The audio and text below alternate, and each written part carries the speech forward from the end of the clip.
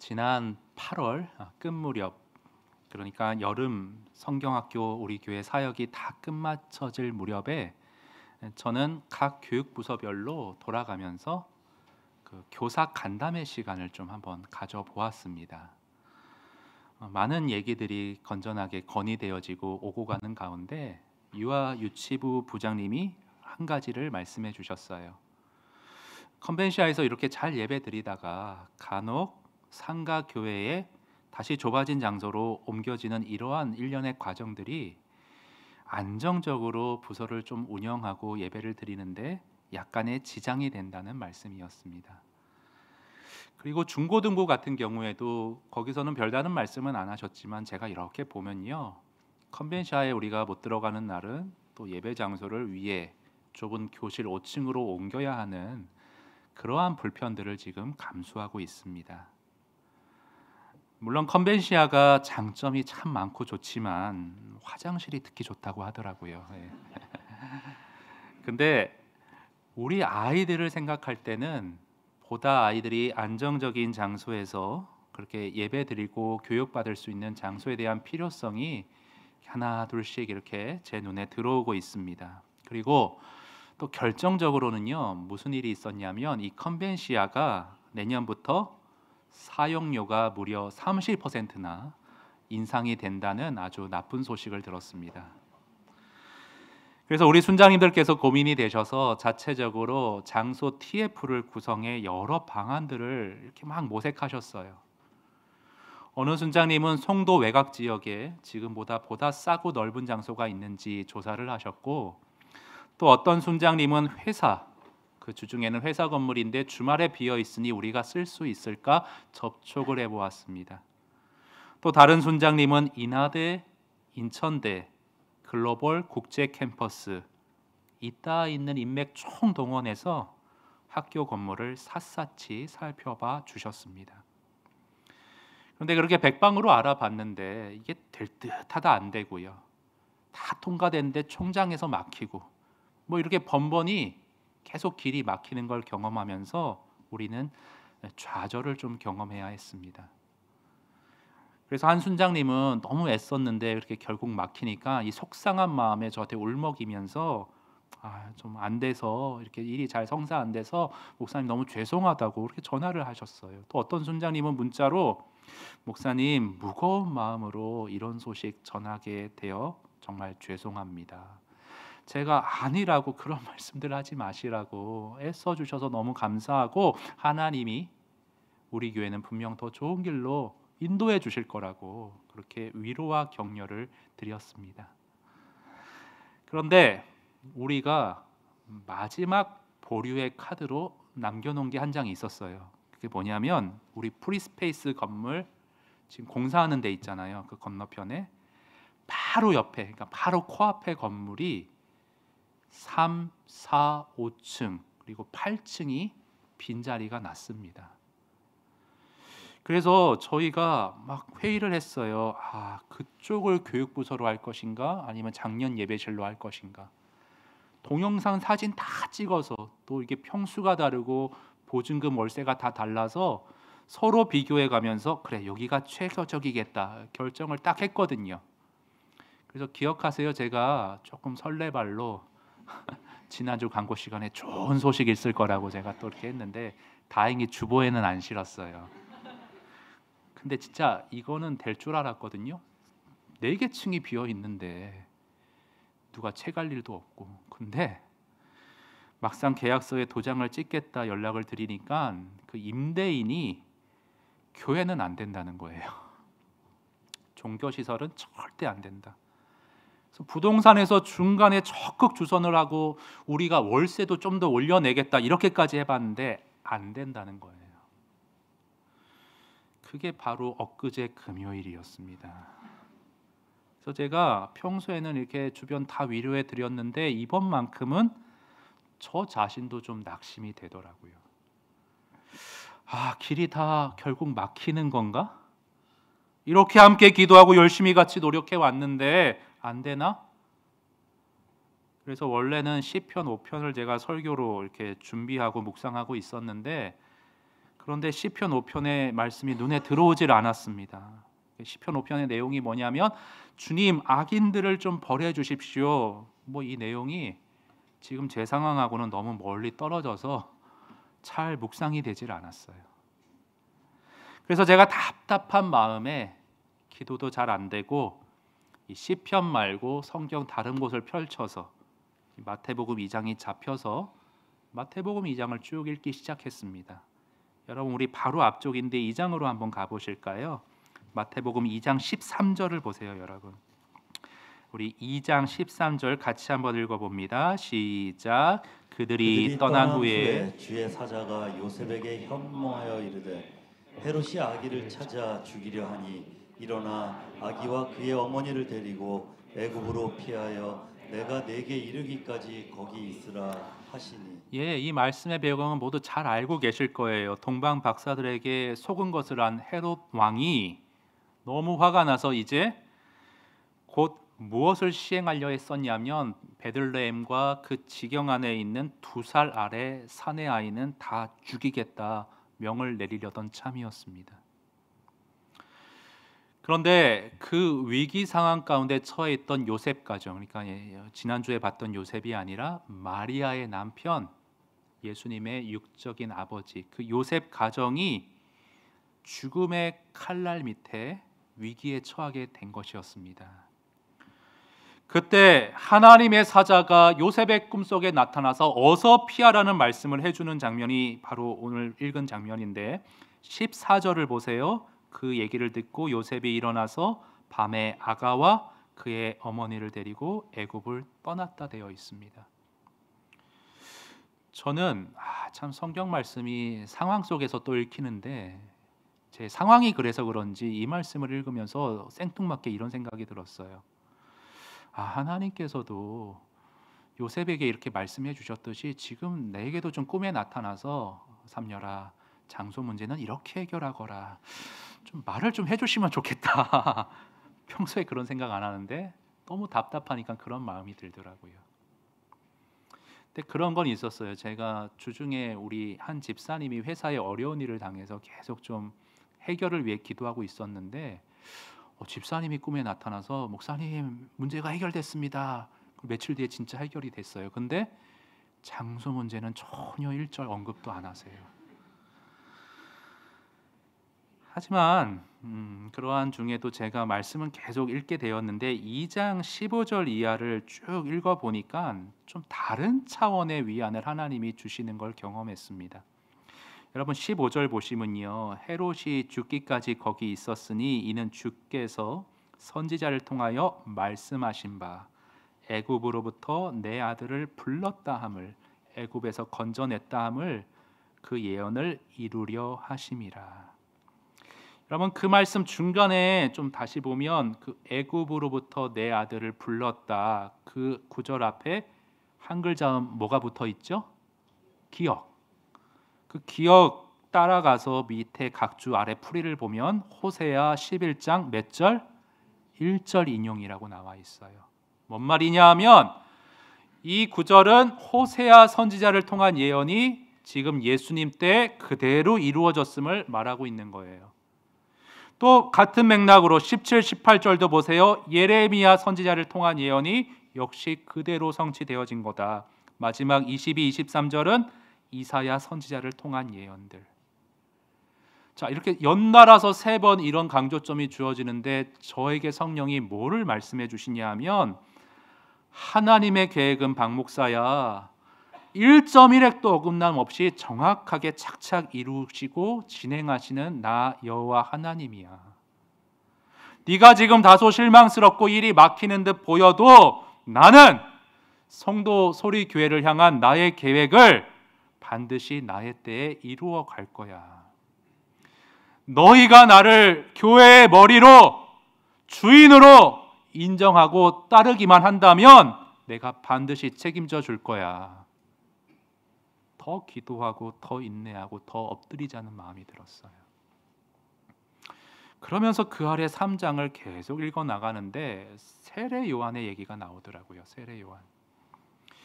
여러분, 오늘 같이 우리가 읽은 3장 1절에서 3절에 보면 그 3절 특히 중간에 보세요. 광야에 외치는 자의 소리가 있어 이르되. 광야에 외치는 자의 소리. 여러분 아시는 분 아시겠지만 우리 송도 소리 교회라는 이름, 이 구절에서 이 소리라는 말씀에서 착안해온 이름이 송도 소리 교회입니다.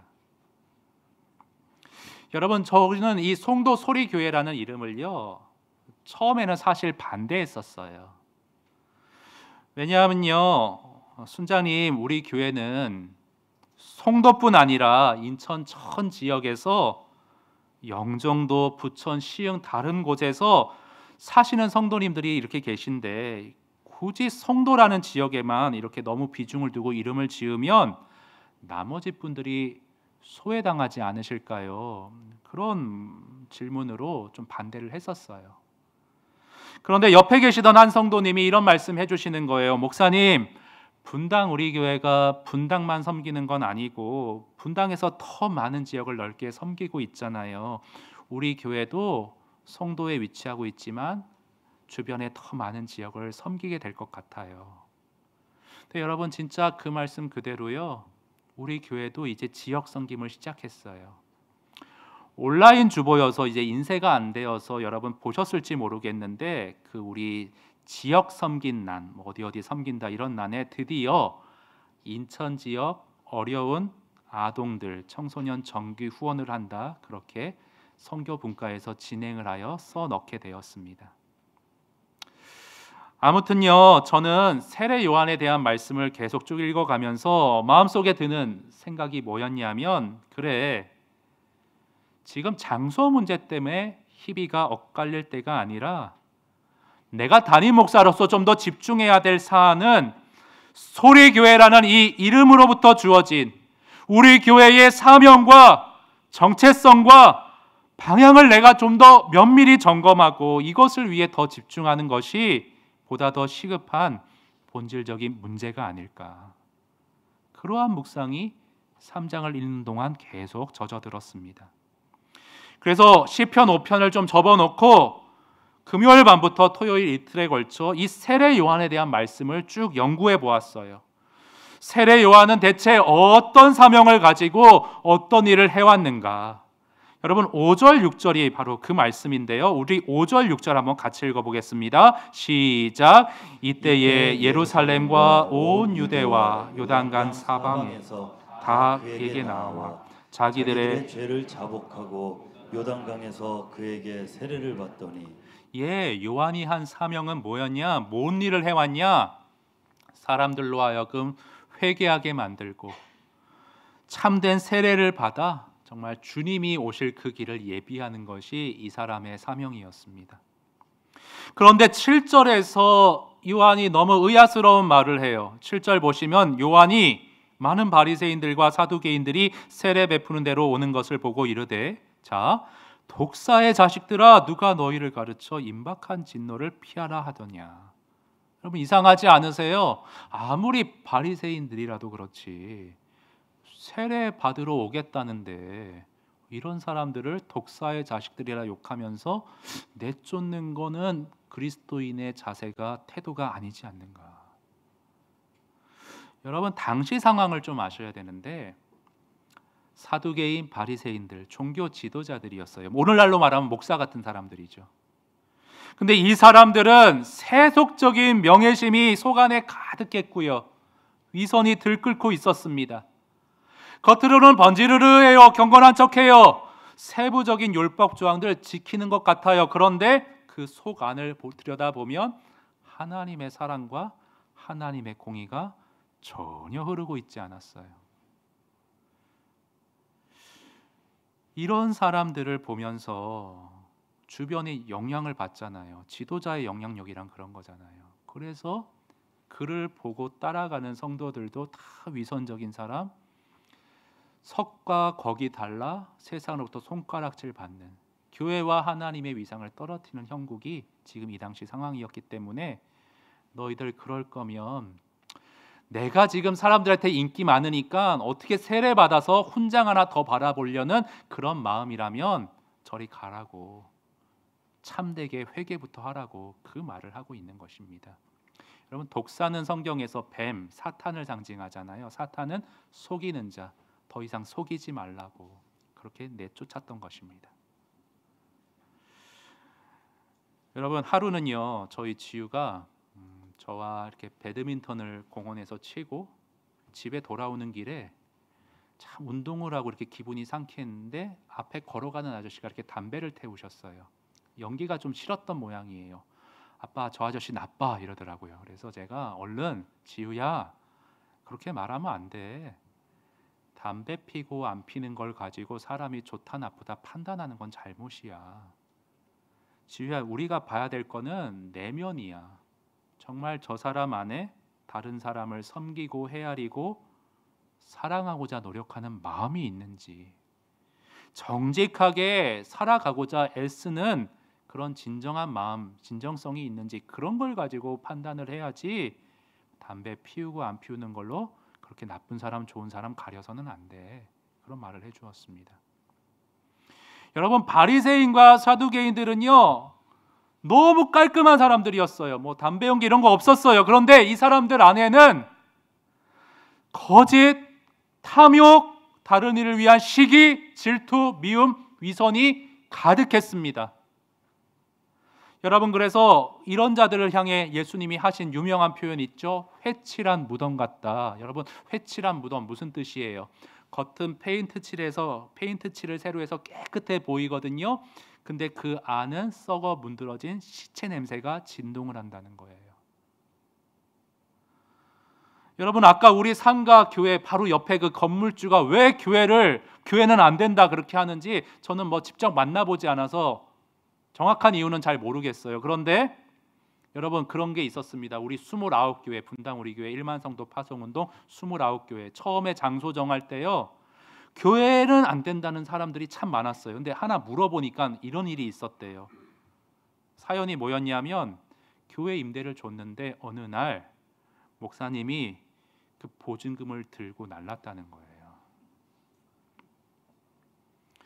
저는 이게 과장이 아니라고 보는 게 뭐냐면, 제가 전에 사역한 어느 교회에서도 한 전도사님이 사택 지원금을 가지고 어느 날 사라진 경우를 직접 봤어요. 또 교회는요 너무 시끄럽대요. 주변에 피해를 준대요. 여러분, 우리가 이 컨벤시아 들어올 때 컨벤시아에서 환영한 거 절대 아닙니다. 안 된다는 거예요. 왜요? 물으니까 전에 어느 교회에게 장소를 제공해 줬는데 저기 복도에 있죠? 거기에 스피커를 딱 설치해 놓고 찬양 소리, 기도 소리 다 들리게 했다는 거예요. 왜 그랬는지 모르겠어요. 그게 뭐 전도라고 생각했나? 그리고 그 송구 영신 예배를 드리는데 연말에 직원들이 교회 때문에 집에를 못 갔다는 거예요. 불만이 쌓여 있더라고요. 그래서 저희 교회는 피해 입히려는 교회가 아니라 주변을 섬기려는 노력하는 교회입니다. 한 번만 기회를 주고 지켜봐 주십시오. 제가 애걸복걸해서 여기 겨우 들어왔습니다. 여러분, 이런 교회를 향해서 주변에 그리스도의 향기는커녕 썩어지는 냄새를 피우는 그런 존재가 돼버린 이런 교회들을 향해서 세례 요한이 외치는 메시지가 뭐였냐? 8절을 보세요, 여러분. 그러므로 너희는 회개에 합당한 무엇을 맺고 열매를 맺으라는 거예요. 입으로만 빵긋 회개하지 말고, 대예배 때 그렇게 뜨겁게 기도하지만 말고 거기에 합당한 열매를 삶으로 보이라는 거예요. 이게 사도 요한의 메시지였어요. 세례 요한의 메시지였습니다. 여러분, 이 회개에 대해서 바로 이해하는 것이 너무 중요한데요. 회개는 주님 용서해 주세요, 내 죄는 사해졌네, 이게 아니고요. 더 종합적인 이해를 가지고 있어야 합니다. 웨스트민스터 신앙고백서에는 참된 회개가 뭔지 다음과 같이 가르쳐주고 있는데, 화면 먼저 보실게요. 회개로 말미암아 죄인은 그 죄의 위험성을 보고 느낄 뿐 아니라 자기 죄가 하나님의 거룩한 본성과 하나님의 의로운 율법에 반대되는 것으로 더럽고 혐오스럽다는 것을 보고 느끼게 된다, 자각하게 된다는 거죠. 그리고 회개하는 자들에게 하나님이 그리스도 안에서 긍휼을 베푸신다는 것을 깨닫게 될 때 자신의 죄를 슬퍼하고 미워하여 그 모든 죄에서 돌이켜 하나님께로 가게 된다. 돌이킨다. 그리고 그렇게 돌이켜서 하나님의 계명의 모든 길에 따라 하나님과 동행하기로 작정하고 노력한다. 이게 옛날 문서여서 좀 너무 장문이잖아요. 제가 좀 잘 손에 잡히게 요약을 해봤습니다. 세 가지로 해봤는데 1번 보세요. 내 안에 있는 죄의 위험성에 대해, 더러움에 대해 진정한 회개자는 보고 느끼는 자각함이 있어야 되는 게 1단계예요. 2단계는 여러분 한번 읽어주시겠어요? 시작. 나의 죄가 혐오스러운 나머지 그 죄로부터의 돌아섬이 이게 있어야 중요해요. 한다. 돌아섬이 있어요. 진정한 회개라면 돌아섬이 있어야 돼요. 그리고 세 번째, 하나님이 기뻐하시는 방향을 향해 살아가는 행동의 변화가 삶으로 보여져야 해요. 여러분, 근데 행동의 변화라고 하니까 굉장히 부담 느끼시는 분들이 있습니다. 목사님, 저는 아직 완벽하지가 못한데요. 완벽하게 변화되지 못했는데요. 여전히 넘어지는데요. 마음속 생각으로 끊임없이 죄의 경계선을 왔다 갔다 그렇게 간당간당하고 있는데요. 저는 진실한 회개자가 아닌가요? 내 회개는 거짓이고 위선인 건가요? 10절에 보면 아주 무서운 말씀이 있잖아요. 이미 도끼가 나무 뿌리에 놓였으니, 그러니까 심판이 임박했으니, 자, 좋은 열매를 맺지 아니하면 심판에 던져진다 말씀하시잖아요. 나는 삶에 완벽한 결실이 없는데 그러면 심판받나? 좋은 열매의 기준이라는 건 대체 뭐지?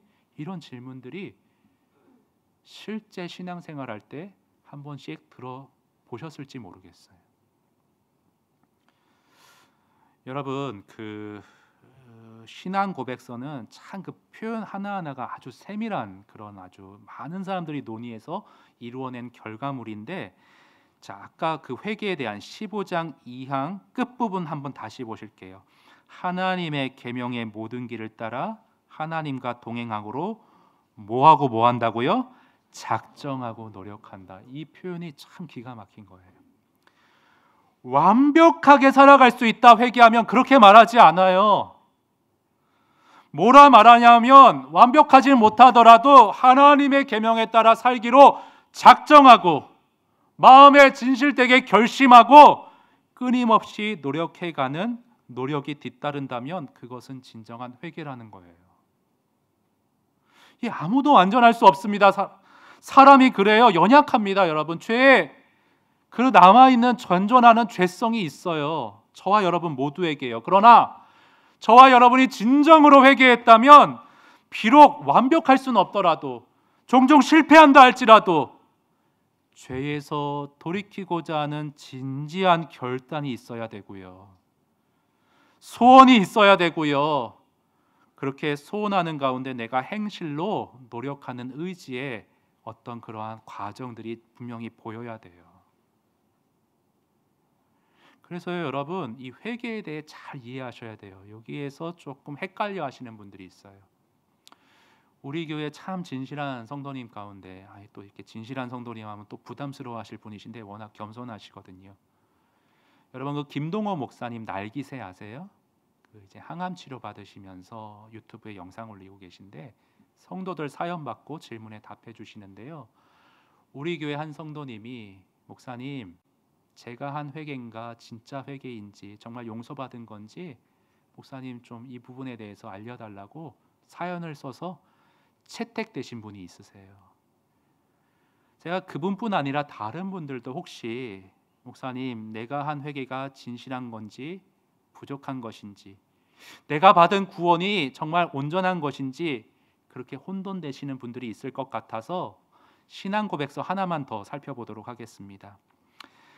진실된 회개는 뭐고 진정한 구원은 무엇인가? 뭐라고 말씀해주고 있냐면, 위선자들과 중생하지 못한 사람들은 자신들이 하나님의 총애를 받고 구원의 상태에 있다는 거짓된 소망과 육신적인 억측으로 헛되이 속을 수 있으나 그들의 소망은 무너질 것이다. 이거 화면에 잠깐 띄워주시고요. 여러분, 이거 보시고 성경 3장 9절 말씀 보세요. 3장 9절 말씀. 여러분 한번 9절 읽어주십시오. 시작. 속으로 아브라함이 우리 조상이라고 생각하지 말라. 내가 너희에게 이르노니 하나님이 능히 이 돌들로도 아브라함의 자손이 되게 하시리라. 무슨 말이에요? 바리새인들이 우리는 아브라함의 혈통이다. 아니, 그런 걸로 구원받는 거 아니다. 몇 대째 내려오는 뭐 신앙의 감은 그게 결정적인 요인이 아니다. 구원의 근거 될 수 없다. 하나님은 아무 용고 없는 돌들로도 어떤 사람이라도 능히 구원하시는 은혜로 구원하는 분이시다. 그 말씀하고 있죠. 자, 이런 말씀을 보고 화면 다시 보세요. 아까 신앙고백서 위선자들과 중생하지 못한 사람들은 자신들이 가진 외적인 요인으로 하나님의 총애를 받고 있다고 착각하죠. 구원의 상태에 있다는 거짓된 소망과 육신적인 억측으로 헛되이 속을 수 있으나 그들의 소망은 결국 무너져 내릴 것입니다.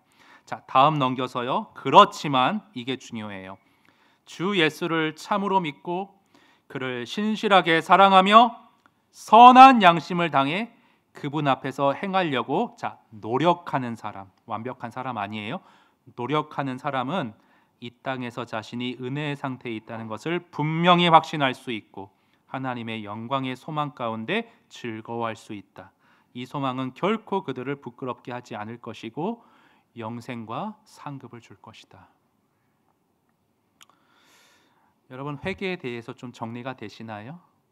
여기에 대해서 혼돈하지 마시고 정말 회개와 믿음이 우리 성화와 신앙생활의 핵심적인 두 축인데 이 한 가지 개념을 잘 오늘 이해하셨으면 좋겠습니다. 그런데 제가 본문을 연구하면서 정말 알고 싶었던 것은 그 회개의 개념보다도 저는 그걸 이미 알고 있었으니까 그것보다도 더 갈급하게 알고 싶은 질문이 뭐였냐면 요한이 회개에 합당한 열매를 맺으라고 소리 높여 외치는데 그러면 대체 회개에 합당한 열매란 구체적으로 뭘 뜻하는가? 우리가 구체적으로 삶에서 어떤 모습을 보여야 회개에 합당한 열매일까? 이런 어떤 질문이 생겼어요. 여러분, 성경의 질문을 던지면 던질수록 더 많은 대답을 우리에게 해주는 것이 성경입니다. 여러분, 이 질문에 답하기 위해서는 오늘 본문만 봐서는 알 수가 없어요. 그런데 참 하나님이 감사하게도 복음서를 4개나 주셨는데 그 이유가 있거든요. 여러분, 우리 마태복음 3장 위쪽에요. 3장의 제목이 뭐라고 달려 있나요? 세례 요한이 천국을 전파하다. 다 똑같이 돼 있을 거예요. 그리고 그 아래 가로 열고 참고 구절 3개가 나옵니다. 처음에 마가복음 1장 1절에서 몇 절? 8절. 그리고 누가복음 3장 1절에서 여러분, 이게 뭐냐면 지금 마태복음 3장과 똑같은 장면 사건을 놓고 마가는 어떻게 썼는지 누가는 조금 다르게 어떻게 썼는지 비교해서 보라는 거예요.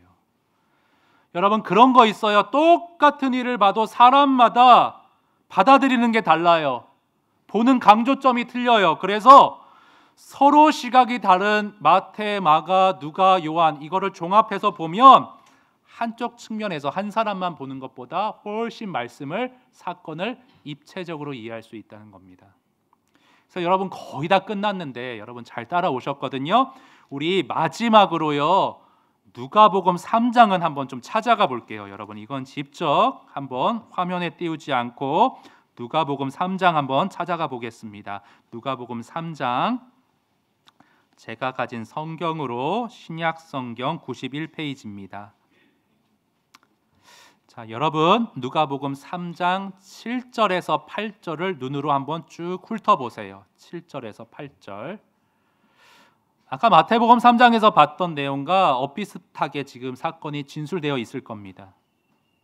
근데 그거는 비슷한데 새롭게 추가된 진술이 있어요. 제가 알고 싶은 거죠. 회개에 합당한 열매가 뭘까? 10절 이하 14절이 답을 해주고 있어요. 좋은 열매가 뭔지, 어떻게 하면 그렇게 좋은 열매를 맺을 수 있는지 구체적인 설명이 10절 이하 14절 나옵니다. 교독 한번 해볼게요. 여러분이 먼저 10절 읽어주세요. 시작. 무리가 물어 이르되 그러면 우리가 무엇을 하리이까? 대답하여 이르되 옷 2벌 있는 자는 옷 없는 자에게 나눠줄 것이요 먹을 것이 있는 자도 그렇게 할 것이니라 하고 세리들도 세리를 갖고자 하여 와서 이르되 선생이여 우리는 무엇을 하리이까 하매 이르되 부가된 것 외에는 거두지 말라 하고 본인들도 물어 이르되 우리는 무엇을 하리이까 하매 이르되 사람에게서 강탈하지 말며 거짓으로 고발하지 말고 받는 급료를 족한 줄로 알라. 여러분 제가 11절부터 좀 풀이해 드릴게요. 거기 눈으로 11절을 보시고 귀로 한번 제 설명 들어보세요. 11절 종교 지도자들 향해서 너희는 욕심 부리지 말고 사리사욕 채우지 말고 교회 재산만 불리려고 하지 말고 주변에 가지고 없는 사람 그들에게 좀 나눠줘라 그 얘기하고 있습니다. 13절 보세요. 세리들에게 공무원들이라고 좀 지칭할 공무원들이 나쁘다는 게 아니라 세리들에게 너희는 정해진 세금 외에는 부정한 방법으로 더 받으려고 하지 말아라. 14절 군인들에게는요 너희는 군사력 이용해서 남의 것 강제로 빼앗거나 이유 없이 다른 사람 고소하지 말고 너희가 받는 봉급으로 만족하게 지내라. 여러분 딱 한마디로 하면 뭔 줄 아세요? 너희는 있는 위치에서 상식 지키며 살려는 거예요. 상식적으로 살아라. 상식대로 좀 살아라. 여러분 제가 이찬수 목사님 찾아뵈서 신방하면서 느낀 점 말씀드렸어요. 정말 개척하고 보니까 이런 일이 정말 교회에 있는지 오신 분들 얘기 들어보면 너무 제가 놀랜다고. 그랬더니 이찬수 목사님 말씀이 박 목사 지금 한국 교회가 낙동강까지 지금 하루로 밀려 있어. 너무 안타깝지만 이게 현실이야. 그래서 박 목사가 뭐 잘하려고 하지 마. 상식적으로만 해도 이 시대에 하나님이 쓰실 거야. 그 얘기하셨어요. 여러분 세례 요한이 오늘 우리에게 주는 메시지 회개에 합당한 열매를 맺어라. 풀이하면 상식적으로 좀 살아라. 이 메시지의 기초에서 상식적으로 살아야 된다는 회개에 합당한 열매를 맺어야 된다는 이 메시지의 묵상으로 기초해서 우리 세운 성도 소리교회 이 메시지의 터 위에서 세우신 우리 성도 소리교회 여러분 우리 교회가 나가야 될 방향이 뭐죠? 우리가 다시 점검하고 정비해야 될 사명이 뭡니까 여러분? 삶을 통해 복음을 전할 수 있어야 된다.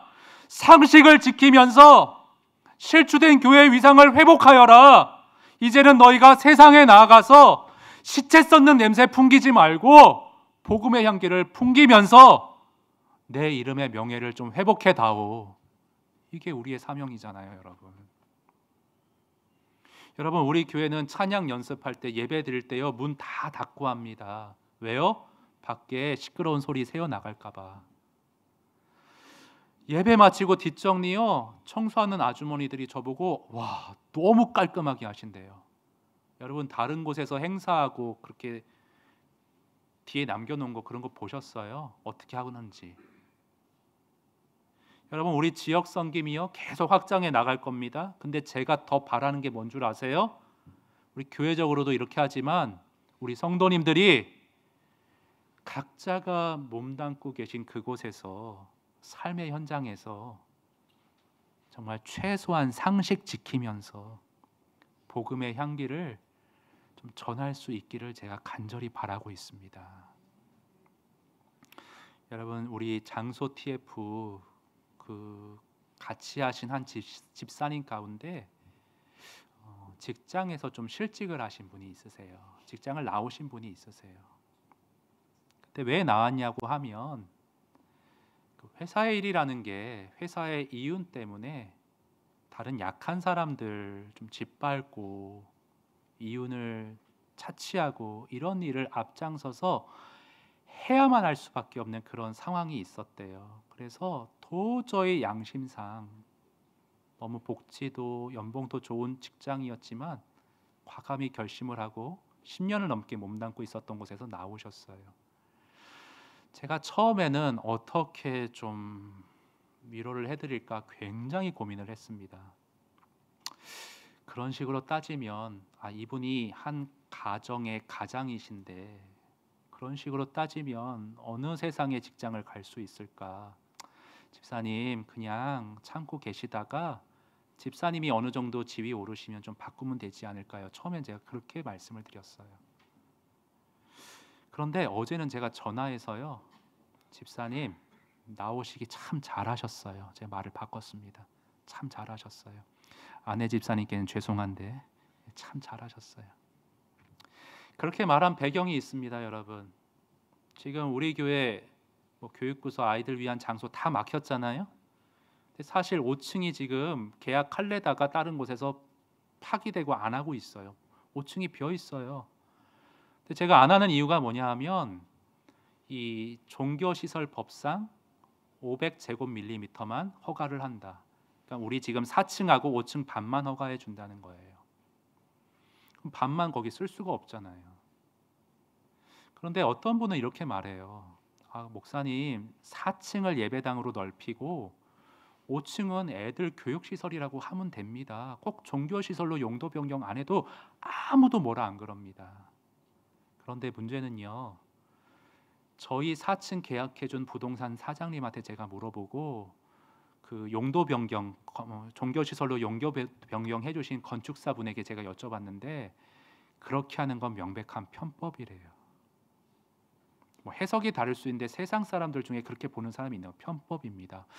아니 저기요 사장님, 우리가 영어 학원에 다 주중에 내줄 거예요. 다 쓰라고 해주고 주말에만 쓸 거고 그 영어 학원에서도 지금 예배 드립니다. 그렇게 해도 안 되나요? 예, 주체가 교회이지 않습니까? 교회가 지면 종교 시설이죠. 제가 그래서 살짝 거기에 대한 타협점이, 아니면 그렇게 전화해 주신 집사님도 있거든요. 목사님 그냥 그렇게 하시라고, 너무 그렇게 심각하게 생각하지 마시라고. 그런데 제가 결정을 했어요. 절대 안 가겠다. 상식을 지키겠다. 그래서 집사님한테 그렇게 전화한 거예요. 잘하셨다고. 그 말은 저 자신에게도 삼녀라 잘했어, 그 얘기를 해준 거예요. 제가. 여러분 마가복음 9장 42절에 이런 말씀이 있습니다. 우리 한번 같이 읽어볼까요? 시작. 또 누구든지 나를 믿는 자, 이 작은 자들 중 하나라도 실족하게 하면 차라리 차라리 연자 연자 맷돌이 맷돌이 그 목에 매어 바다에 던져지는 것이 나으리라. 하나님이 그 사람을 언제 부르실지 모르는데, 뭐 부동산 사장님, 건축사 그분을. 근데 내가 보니까 교회 편법 다 저지르고 하던데, 그 박 목사 겉은 번지르르 한데 뭐 결국 그렇게 하던데, 이게 장애가 돼서 실족하게 하면 저는 바다에 던져지는 게 낫다고 하시잖아요. 여러분 요번 이런 일 가운데 제가 그 이찬수 목사님 그 저서 가운데 분당 우리 교회 개척 이야기가 딱 매치가 됐어요. 주변에서 목사님 그 정자동 70평 건물 그 포기하지 말라고, 이미 다 계약했는데 인테리어까지 다 계약했는데 1,000만 원이 날라갔는데 이게 뭔 일이냐고 주변에서. 이찬수 목사님 오신다니까 절대 못 들어온다고, 이찬수 목사님 오시면 주변 교회 다 죽는다고, 그런 법이 어딨냐고, 그런 생떼가 어딨냐고, 그냥 하시라고 다 개척하시는 멤버들이 다 그렇게 말씀하셨대요. 목사님이 포기한다고 그러니까 이렇게까지 말씀하셨대요. 책에 보니까 목사님 이것저것 다 양보하고 따져서 교회 없는 곳 찾자면 산밖에는 없을 겁니다. 개척 멤버들 얼마나 믿음이 좋은 분들이시겠어요. 근데 얼마나 답답하면 이렇게 말하겠어요. 목사님 애들 위해서 이것저것 다 따지면 목사님 결국 안 됩니다. 이렇게 얘기하시죠. 그런데 이찬수 목사님이 그날 댁에 들어가셔서 이렇게 막내 아이가 달려와서 품에 콕 안으면서 이런 기도 드리셨다는 게 책에 나와 있어요. 하나님, 어떤 일이 있어도 이 아이 보기에 부끄러운 짓 하지 않겠습니다. 그리고 아들아, 아무리 다급하고 어려운 일 있더라도 내가 부끄러운 아빠는 되지 않을게. 여러분 우리가 장소 구하는 게 지금 아이들 때문이라고 하는데 편법을 감행하면서 하면 아이들이 뭐 보고 자랄까요, 여러분? 지금 좀 불편하고 예배실 왔다 갔다 하고 좀 그런 어려움을 겪더라도 그래, 우리 엄마 아빠, 우리 목사님은 참 이렇게 불편하지만 상식을 지키고 주변에 교회다움을 나타내는 분들이구나, 이래야 되지 않을까요, 여러분? 여러분 제가 소원이 하나 있습니다. 분당 우리 교회처럼 우리 교회가 큰 교회 되기를 바란 적 한 번도 없어요. 근데 한 가지 소원은 있어요. 하나님 앞에 늘 주님, 우리 교회가 분당 우리 교회처럼 세상에 없는 다른 것을 보일 수 있게 하여 주시옵소서. 저는 정말 그렇게 되기 원해요. 여러분, 그 세상에 없는 것 책에 보면 결국 목사님이 다 포기했는데 하나님이 결국 송림고등학교로 인도해 주셨어요. 그런데 여러분, 현실을 보면요, 그렇게 상식 지킨다고 해서, 그렇게 다 내려놓는다고 해서 하나님이 꼭 결과를 그렇게 멋지게 역전시켜 주는 건 꼭 그게 현실은 아니에요. 정말 선하신 목사님들 가운데서도 더 고생하고 힘겨운 상황 가운데 놓이는 것 저는 많이 봤습니다. 그러나 제가 어제 집사님하고 전화하면서 이런 말 나눴어요. 집사님, 그런 이유로 직장 나오셨지만 하나님이 꼭 좋은 걸로 인도해 주신다. 제가 100% 말은 못 하겠네요. 우리 교회도요, 이렇게 다 상식 지킨다고 해서 하나님이 꼭 송림고등학교처럼 그렇게 역전을 일으키신다는 보장 저는 할 수 없어요. 그러나 집사님, 힘겹지만 좁지만 우리 같이 이 길 찬양하면서 걸어가요. 제가 왜 마지막에 힘겹지만 이 길 같이 걸어가요, 왜 이렇게 말씀드릴 수 있었냐면, 아버지를 통해 분명히 본 거 하나 있어요. 제가 저희 아버지는 2층에 삼각교회 조그맣게 섬기셨습니다. 개척해서. 그런데 얼마나 집이 어려웠냐면, 이렇게 본당이 있잖아요. 한쪽 구석에 나무 칸막이로 해가지고 세 식구가 거기 사택으로 살았어요. 상가 건물 공용 화장실을 세 식구가 샤워실로 썼어요.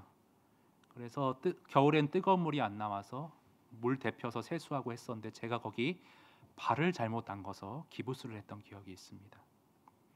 근데 그러는 중에 우리 아버님 친구분이 미국에 유학을 가셨는데, 그 미국에 나가는 한인교회 집사님이 한국에 건실하게 목회하는 목회자 한 분을 좀 추천해 달라고, 내가 좀 후원하고 싶다고.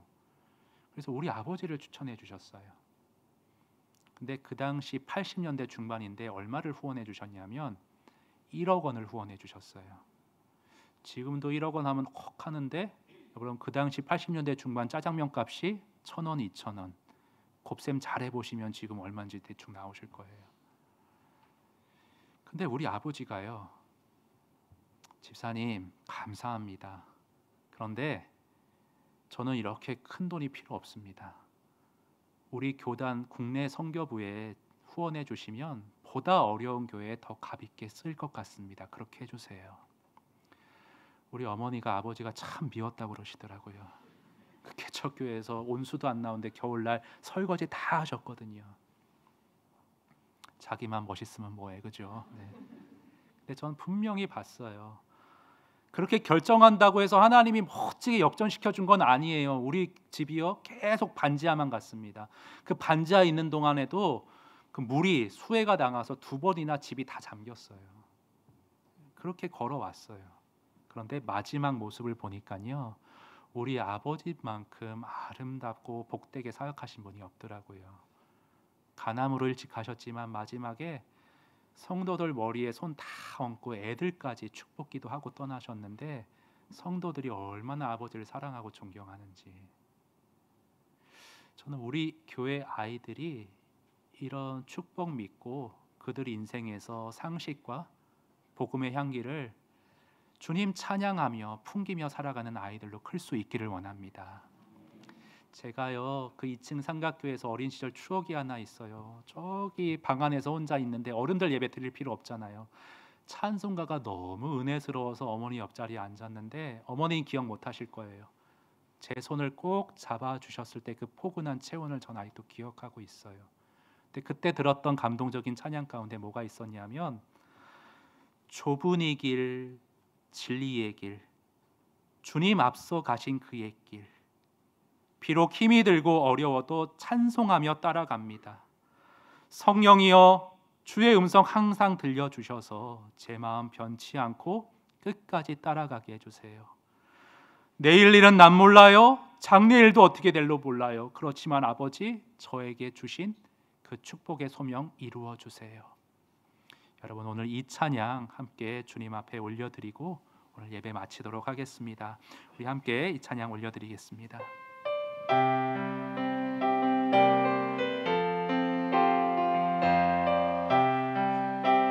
좁은 이 길, 진리의 길, 좁은 이 길, 진리의 길, 주님 가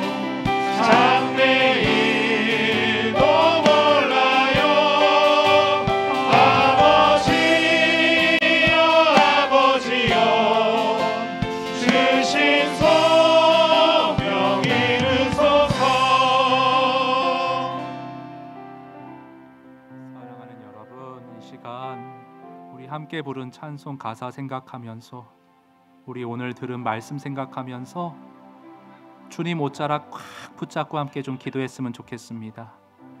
여러분, 상식적으로 산다는 거 생각보다 쉬운 일 아닙니다.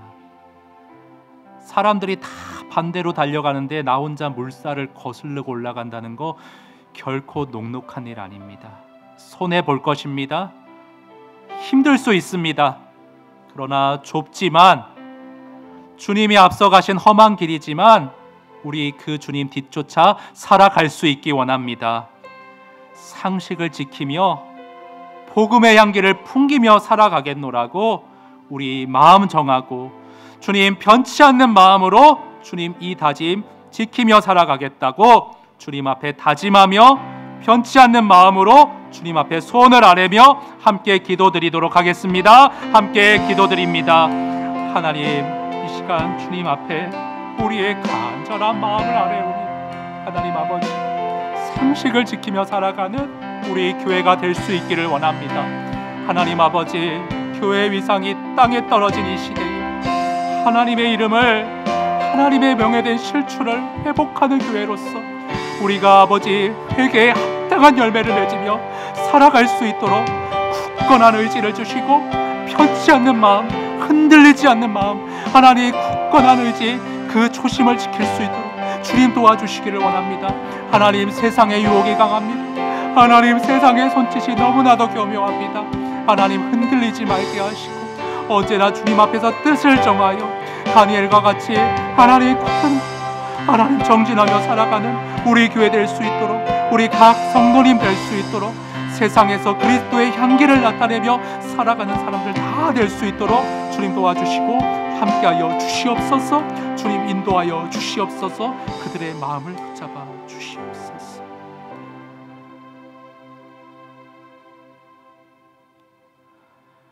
하나님 아버지, 우리가 얼마나 연약하고 주의 뜻 이루기에 부족한 존재들인지 주님이 알고 계십니다. 하나님, 주의 말씀 붙들고 공동체가 한마음 한뜻으로 기도하여 싸우니 우리 성도 소리교회가 이 시대의 상식을 지키며 하나님의 떨어진 교회의 위상을 회복시키는 교회로서 굳건히 살아갈 수 있도록 주님 은혜 부어 주시옵소서. 세상의 손길과 유혹이 너무나도 강렬하오니 날마다 때마다 성령으로 굳세게 하시어서 굳은 의지 주시고 흔들리지 않는 마음 주시어서 하나님 아버지, 우리 성도들이 처해 있는 상황 가운데 직장에서 사회에서 하나님 뜻을 정하고 변치 않는 마음으로 정말 주님의 편지의 전달자가 되어 살아가는 모두가 될 수 있도록, 그렇게 점점 성숙해 갈 수 있도록 주님 복내려 주시옵소서. 하나님, 우리 사랑하는 아이들의 예배 장소를 위해서도 주님 앞에 기도드립니다. 주님, 우리에게 말씀하시기를 너희가 먼저 그의 나라와 그의 의를 구할 때 이 모든 나머지 것도 다 더해 주리라 약속하셨던 주의 진리의 말씀이 우리 믿음의 가운데, 우리 믿음의 기도 가운데 구체적으로 실현되는 은혜가 우리 교회 안에 경험될 수 있도록 주님 복내려 주시옵소서.